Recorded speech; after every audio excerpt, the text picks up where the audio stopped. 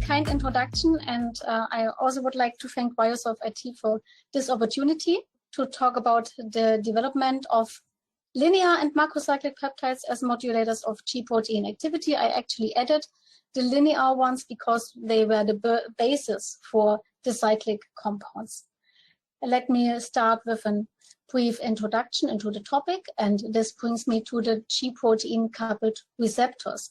GPCRs belong to a very large protein superfamily. They are cell surface receptors, and concerning their structure, they are composed of the so-called 7 transmembranes. These helices are located in the membrane, so they span the membrane, and that's why they are also called 7TM receptors. You can see here the arrangement of these helices in the membrane, and as you also can see, they possess, of course, an N-terminal and an C-terminal. Some of these structural issues, the helices, the sequences, the loop regions, and the termini are also used for their classification, but I will not go into details here because this is not so important for our talk today. These GPCRs are involved in numerous signaling pathways, very important both in physiology and pathophysiology, and that can also be recognized by the Nobel Prize awarded, Nobel Prize in Chemistry awarded to Robert Lefkowitz and Brian Kobilka in 2012 for their discovery of the structure and function of GPCRs. Today, approximately 30% of the approved drugs target GPCRs, so this also reflects somehow their importance. However, we do not address in our research GPCRs, but the so-called heterotrimeric G-proteins. These G-proteins are coupled to a GPCR on the inside, at the inside of the membrane, and they are composed of an alpha subunit, beta, and a gamma subunit. So that's why they are called heterotrimeric. They also have a specific feature. They couple to, or they are bound to guanosine triphosphate, and this is depending on their activation state. These G-proteins mediate very important intracellular signal transduction pathways. I will also not go too much into these pathways because we would like to focus on the design of the ligands for these G-proteins, and the importance of such G-proteins is also recognized by the Nobel Prize in Physiology or Medicine awarded to Alfred Tillman and Martin Rothwell in 1994. When we have a look at G-proteins, it's very important to know something about their activation cycle. I actually have to apologize for a mixture of German and English slides because this is also used in the lectures. G-protein mediated signaling requires the activation of the G-protein. This is done upon activation of the GPCR by ligand binding. This ligand binding leads to conformational change within the receptor. This conformational change is recognized by the G-protein, and upon this, the GDP is exchanged for GTP. And this exchange leads to a dissociation of the GTP-bound G-alpha subunit from the beta-gamma dimer and also from the receptor. And both the GTP-bound G-alpha subunit as well as the beta-gamma dimer can then mediate their signal transduction pathways with interaction with downstream effectors. The inactivation of the G-alpha subunit is then happening upon hydrolysis of the GPT back to GDP. This again leads to a reassociation with the beta-gamma dimer and finally with the receptor in the inactive state. This process or this mechanism is supported by several proteins. For example, these GEF proteins, guanine nucleotide exchange factors, which support the exchange of GDP for GTP.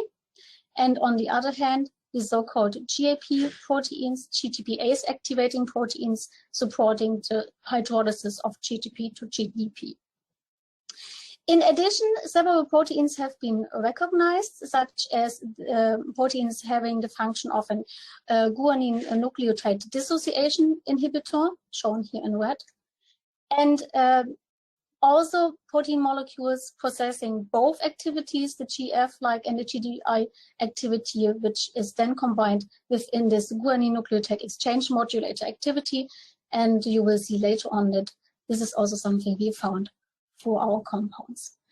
Here again, this activation cycle is shown in a slightly different way, but what is also, what can also be seen is that we have several heterotrimeric G-proteins available. First of all, the G-alpha-S stimulating subunit, stimulating adenylate cyclase as the effector molecule. Then we have the G-alpha-I subfamily inhibiting the activity of the enzyme adenylate.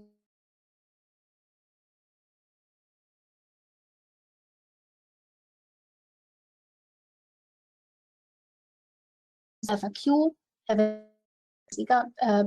go into GF to be further explored in the future in more detail. There's quite a lot known about the first three subfamilies. However, within our research, we focused on G-alpha-S and G-alpha-I. Why this is the case, you will see soon. Both these subfamilies or subtypes have an impact on the activity of adenylyl cyclase, and this influences the level of CAMP within the cell. So this CAMP levels are then or can be used as a readout in the test systems. Concerning the importance of the G-proteins, although about 100 GPCRs are addressed in drug research, or there are also compounds already developed, approved drugs for GPCRs, still G-proteins are as well important. This can be explained by the fact that, for example, the G-protein signaling can be activated independent of the GPCR, or also what is a problem with GPCRs is their promiscuity concerning the coupling to several different G-proteins. And that's why it might be the case that G-proteins could be interesting targets for drug development, and you can see here certain subfamilies which were shown to have an impact in the development of distinct pathophysiologies, primarily also towards cancer diseases. That's why we got interested in these proteins, and what is very important concerning ligand design is that we have to have an idea about the prerequisites for G-protein ligand design. First of all, what is very important? Always, if you think about ligand-protein interactions, you need to know something about the structure of the individual protein you are investigating. And structural information for the G-alpha subunit has been available for many, many years, as there's still work ongoing, especially concerning the new methods which are available, like the cryo-EM. But we also have NMR, both NMR and X-ray structures available. However, in some of these, some residues are missing, so we do not have always the complete structure and so on. That's why we intended to prepare or build an in-house model for, in this case, G-alpha-I, which is shown here. This model is based on different structures as mentioned here. What is important concerning the structure of the G-alpha-I subunit is this helical domain, which is shown in light blue, and this gray GDPase domain. You can also see in pink the nucleotide binding pocket, here bound to GDP. Both domains, the helical domain and the GPase domain, are interconnected by linkers. What is very important concerning the interaction with ligands are the individual switch regions, and primarily this switch 2 region here, which is shown in red. Before we started developing ideas of what can we do, or what could we develop concerning targeting G-alpha-S and G-alpha-I, was to analyze all available molecules binding to these proteins. And this led to an analysis of the surface and also of the specific binding pockets known for the G-alpha subunit of heterotrimeric G-proteins.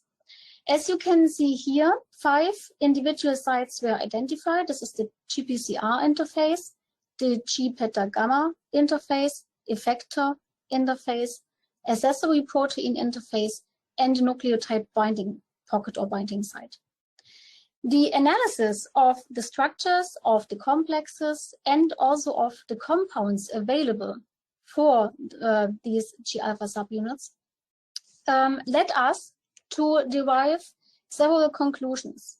For example, the GPCR as well as the nucleotide binding sites might both be too unspecific concerning the development of specific ligands. Why this is the case? For the GPCR interface, it's the selectivity of the receptor concerning individual heterotrimeric G-proteins coupling to them. For the nucleotide binding site is a problem that upon development of nucleotide derivatives, it might be that they also bind to other nucleotide binding proteins. So it's again the specificity. The effector interface and the accessory protein interface may be difficult or at least challenging because of their partial overlap with structural elements from the accessory protein interface. And in the end, this analysis revealed that the most promising region is the so-called switch 2 alpha-3 region. And indeed, this is also the region which has been described earlier to be targeted by specific ligands.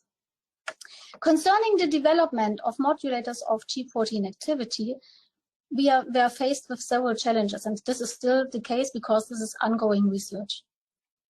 First of all, the individual structural states concerning the activity of the G-alpha protein subunit, especially concerning inactive and active states, means that the different nucleotides are bound in the nucleotide binding site. The next difficulty is the cell penetration, which is required because the ligand needs to be permeable, or needs to enter the cell and cross the membrane.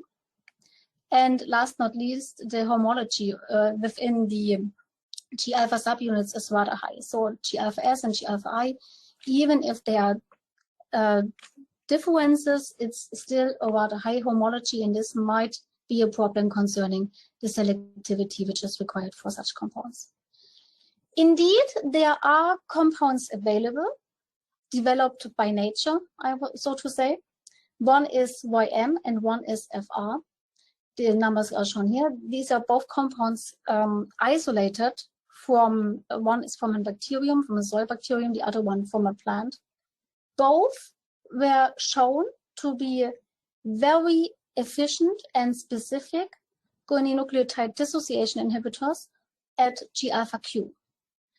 You can see here the structures, they are not differing so much, just a few aliphatic residues are different.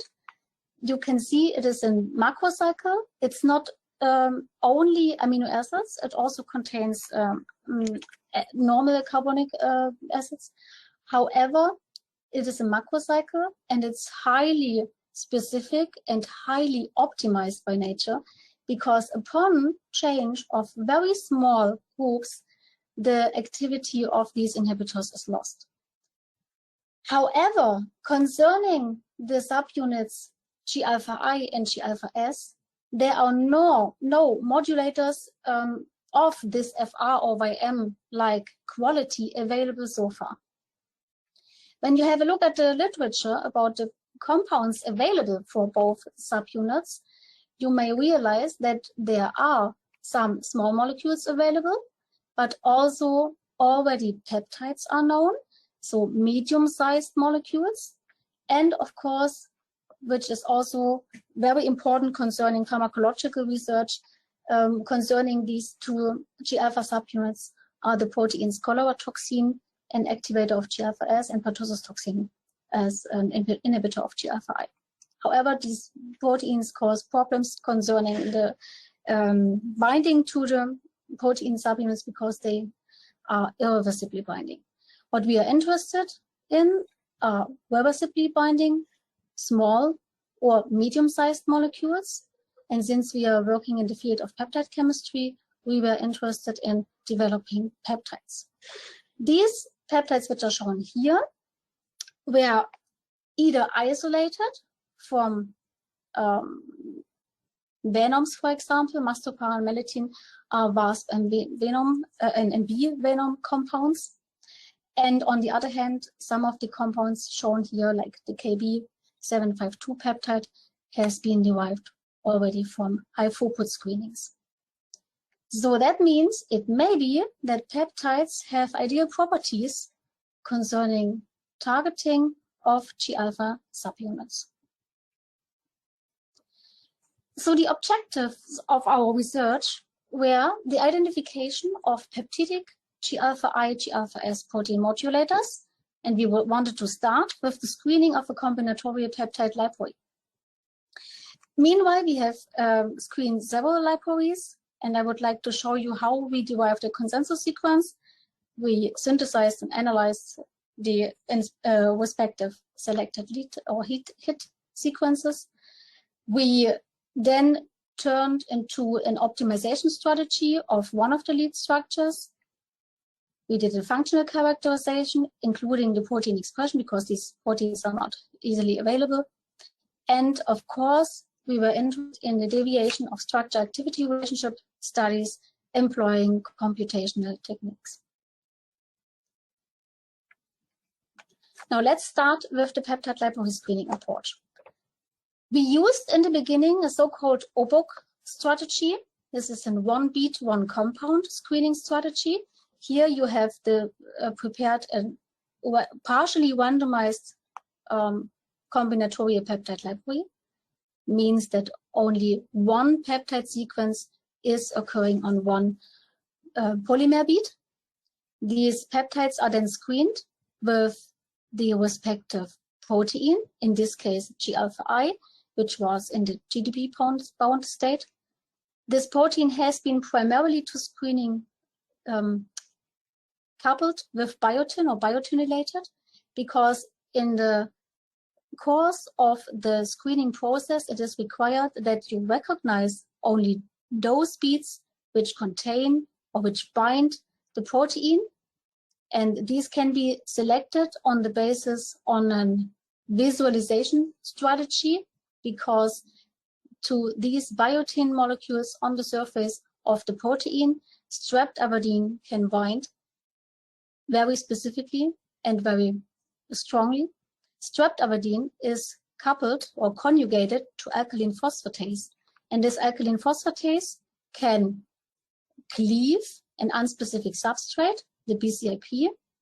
This unspecific substrate, upon cleavage, forms a compound which is dimerizing upon oxidation and forms a blue color. This blue color can be seen on the beads because this dye is precipitating on the beads which carry the protein. So you can select manually under the microscope the individual resin beads carrying the protein. So what you do is a screening for binding. Of course, after you have selected the individual resin beads, it is required to identify the sequences. This is done by a method developed in the laboratory of Pei. This is called the partial Edman degradation mass spectrometry method. The mass spectrometry is done with multi-TOF-MS, and the partial Edman degradation on the resin beads leads to the development or the establishment of a peptide ladder, and this peptide ladder can then be seen in the mass spectrum. In this way, you can identify the hit sequences which had the protein bound during the screening process. You have to analyze several hundreds of these beads. As can be seen here, our PhD student who did this study selected 600 blue beads. These have been analyzed. The problem is the sum of the sequences are not complete. In the end, you need to have at least 100 sequences completely analyzed in order to derive a consensus sequence. This consensus sequence has been established for this screening, but also for other screening procedures. And as you can see here are some examples shown for respective peptides from the screening approach. And primarily they contain hydrophobic, large aromatic, and large aliphatic residues, and only very few contain acidic or polar residues. So that seemed to be an important issue, or predominant amino acids in the sequence. Apart from some of the basic residues, we have primarily hydrophobic and large aromatic amino acids. This led the PhD student for an analysis, or to perform an analysis concerning available ligands binding to G-alpha subunits. And as you can see here, the KB peptide and also R6A1, both derived from an mRNA display library screening, were identified upon this search. And later on, you will also see that some of the proteins known having a certain activity concerning G-protein modulators were also identified in this search. We realized that the consensus sequence we determined, and this is one most dominant peptide, peptide 1 called here, later on we assigned a different name, showed similarities with the known peptides, and this was also reflected by some of the proteins, which I will show you soon. Upon library screening, you have to make sure that the hits identified are really binding to the respective protein in a specific manner, and not that you have searched for unspecific binding. And you have to make sure that the screening approach is correct, and that's why a set of peptides is usually resynthesized and checked for binding.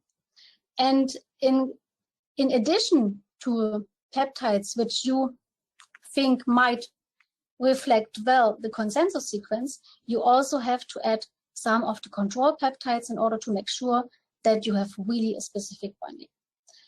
The first binding studies were done with the method MST, microscale thermophoresis, in collaboration with a group at the University of Bonn. So we had access to the instrument.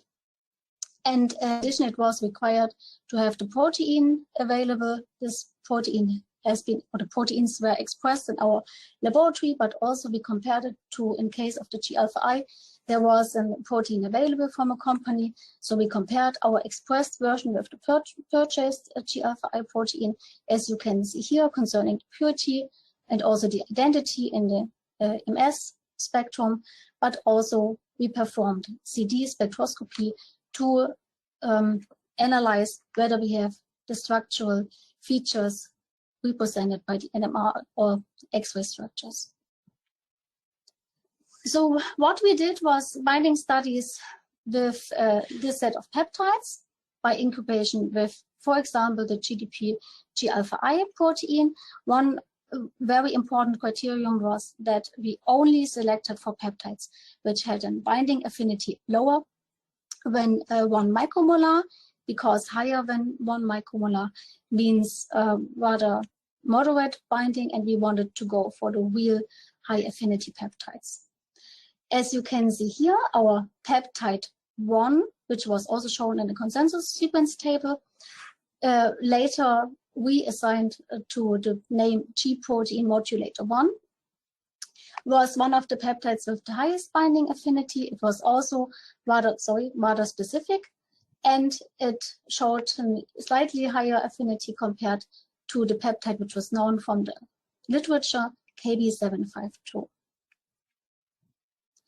So in addition to the screening for the sequence similarities of the reported peptides, we also checked the quality of their binding in our homology model, and we wanted to know whether the peptides we have identified in the screening process will also bind to the same region as, for example, the control peptide KB from the literature, And indeed, this could be confirmed by a competition assay.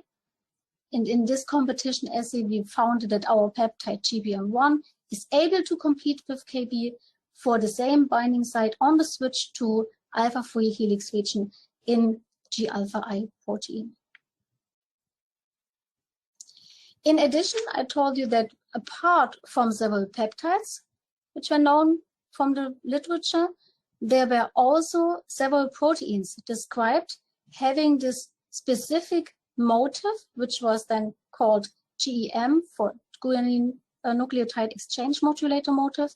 And especially the GIF protein was one of the most prominent one, which was found and analyzed in the laboratory of Pradipta Ghosh. So according to this analysis, the competition experiment, we thought our GPM1 peptide might have a similar activity like the KB peptide and the proteins with the GM motive.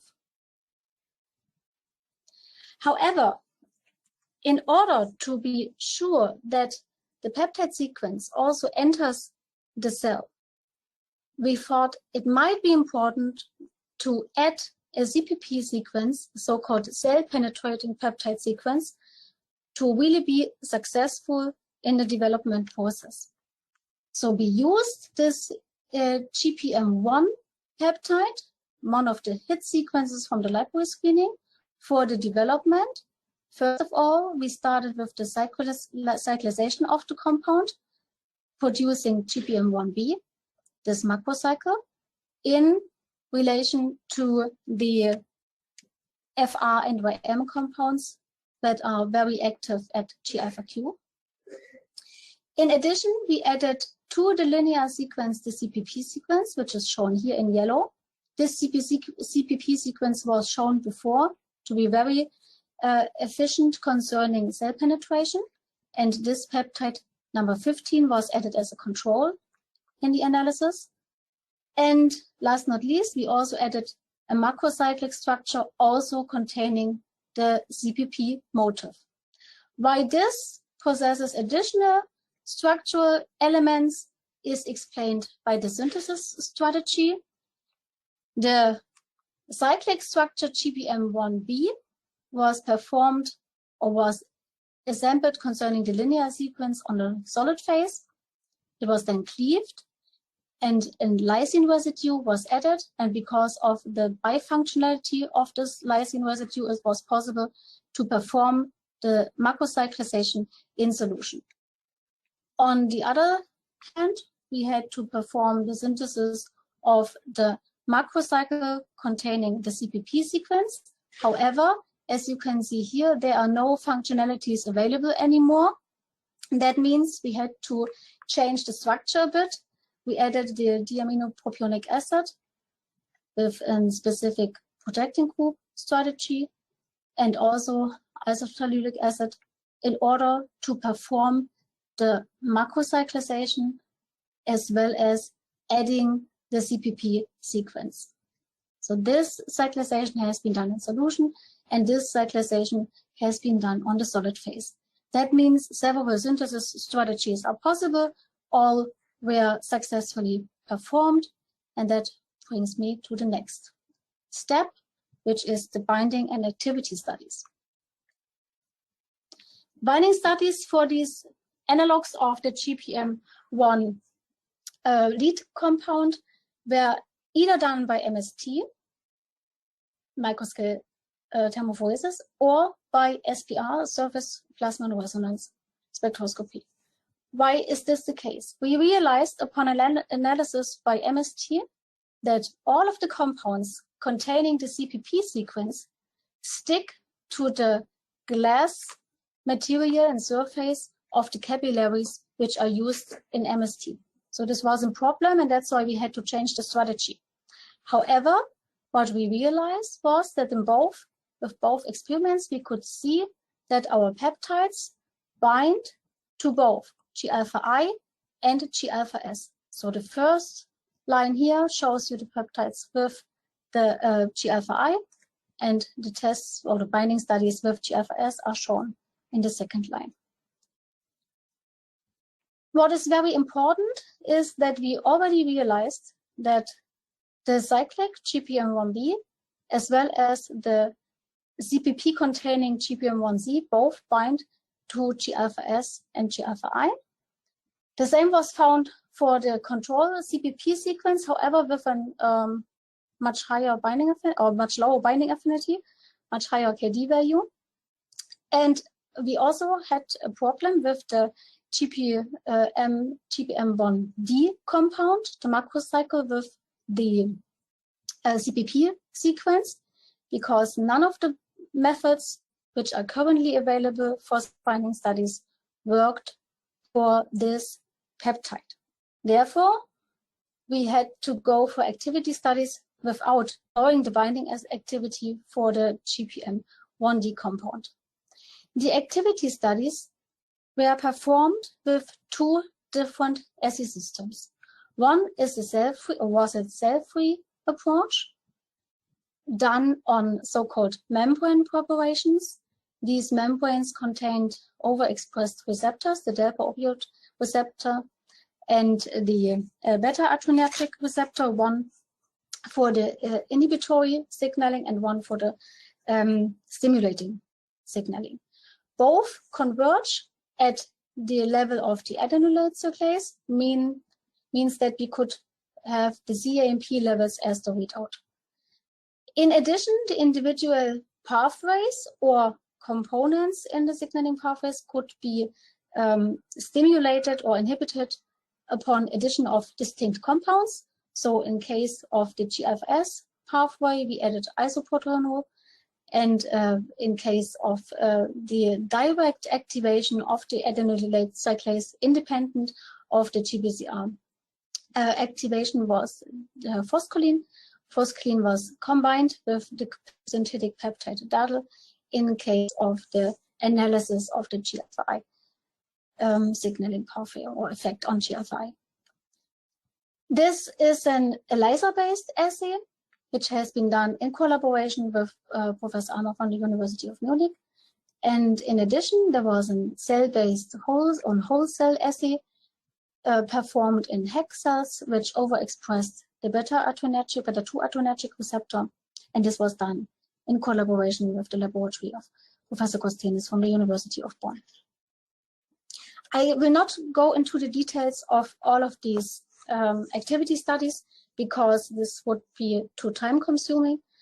And what I can tell you is that, as you can see here, the control peptide, for example, peptide 15, and also the KB peptide, which is the control from the literature, did not show an activity. However, some of our compounds, and especially GPM1Z and GPM1D, showed an effect on both G-alpha-I and G-alpha-S, but in a different way. As you can see here for the original lead compound, GPM1, this has a slight effect on G-alpha-S. It acts as an GDI and dissociation inhibitor for G-alpha-S.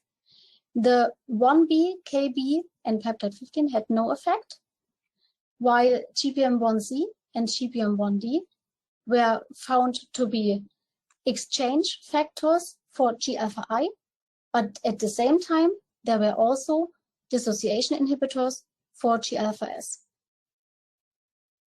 This brings me to this summary slide for the activity studies.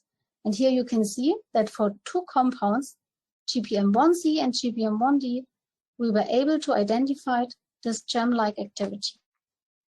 Here you can see again that the one is an activity at the G-alpha-S subunit, and the green one, the exchange factor, and activity at the G-alpha-I subunit. What is very important is that both compounds showed an impact on the CAMP levels. They reduced the CAMP levels in our assay systems.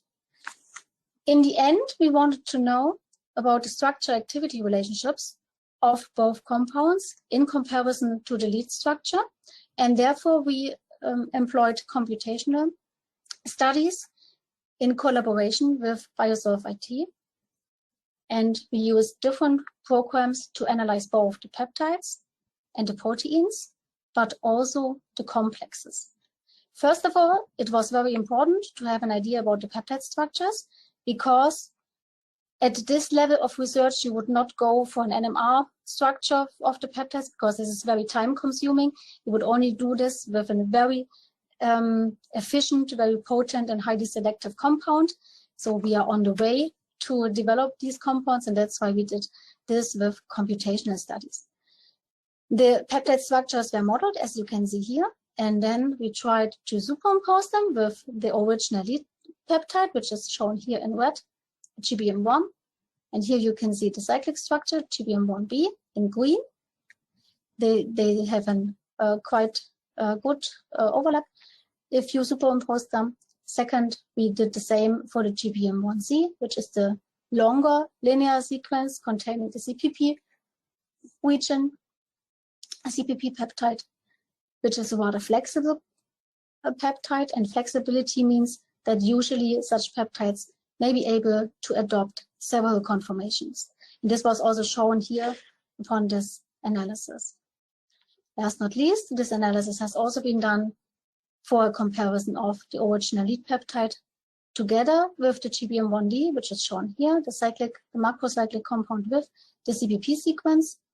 And here the alignment was not as well as for the others because of the flexibility also of the linear part. These peptide structures were then docked to the individual proteins. As I said, we performed homology modeling for these subunits, G-alpha I, G-alpha S. Here the results for the G-alpha I studies are shown, and these were then simulated 50 nanoseconds in molecular dynamic simulations. The original peptide, GPM1, was the less active peptide. It is docked into the complex and shown here. In addition, we were able to see that it is not identical, but highly similar binding to two compounds known from the literature. One is the KB752 peptide, derived from the display library screening, and the other one is the so-called GM motif of the GIF protein, originally described by the Gosh lab. So you can see here that the region is somehow similar, but it's not identical. In the end, what we found was that such compounds indeed bind to the switch 2 alpha 3 region of the G-alpha subunits. Oops. And what was very important is to analyze especially the active compounds. You can see here GPM1C and also GPM1D. And both were found to have a similar docking and similar stability of the complexes compared to the original compound. However, they have a higher binding affinity because of more pronounced interactions of specifically hydrophobic residues, but also a hydrogen bond network from the basic amino acids. What was very interesting in this study is that the GPM1B inactive compound was found to be rejected by the protein upon docking. Last not least, together with a collaboration partner from Biosolve IT and usage of CISA, it was found that there is also an effect on the GDP affinity upon binding of the individual compounds. Here it is shown for GPM1C, docked to G-alpha I and also to G-alpha S. In the one case, it leads to a reduction of the GDP affinity, and on the other, it leads to an increase of the GDP affinity, which somehow reflects the activity of both of the compound with respect to the gem-like activity. In conclusion, with the study, we were able to identify a specific motif, which seems to be optimal for the binding to G-alpha subunits. We also realized in a mutation study that this tyrosine residue, which is many proteins and also peptides and phenylalanine, is essential for binding and has a certain importance with respect to the association with the protein. We also could confirm that this switch 2 alpha-3 region, which was earlier suggested to be the most important or the best druggable site within G-alpha subunits, that our peptides also bind there. And in the end, we were able to identify both linear and cyclic compounds which showed cell permeability, an irreversible binding, and a high affinity binding to the individual G-alpha subunits, but at the same time, they have an effect on the cAMP levels in the cell. So in our opinion, these two compounds can be used as pharmacological tools and for further development. However, meanwhile, we have also done further studies. Apart from the macrocyclic CPP peptide 1D, we were screening cyclic peptide libraries, and they revealed some sequence identities and similarities to both compounds. However, they also show differences, and this is ongoing research, and hopefully in the future we can come up with even higher active and more, or let's say higher affinity peptides concerning both G-alpha subunits. We are still working with computational methods in order to visualize the docked complexes and to analyze the interaction of both partners. And what is very important is this rather new activity of individual peptides, but also proteins, and our peptides showed this germ-like activity as was found for some of the proteins concerning the G-alpha I and G-alpha S downstream signaling.